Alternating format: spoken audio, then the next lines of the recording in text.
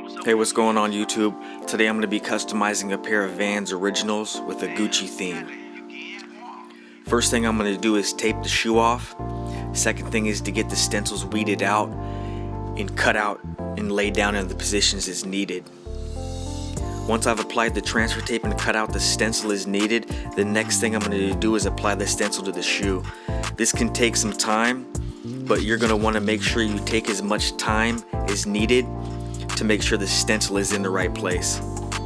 After I have all the stencils laid down and taped off, I'll airbrush the areas with a metallic silver acrylic shoe paint from Angelus Direct. If you like the video, hit the thumbs up, comment, and subscribe. I'm going to leave a link in the description below if you're looking for custom designer stencils like the ones I used in this video. Click the same link if you're interested in getting a pair of these or a variety of other customs in your size. SneakerVinyl.com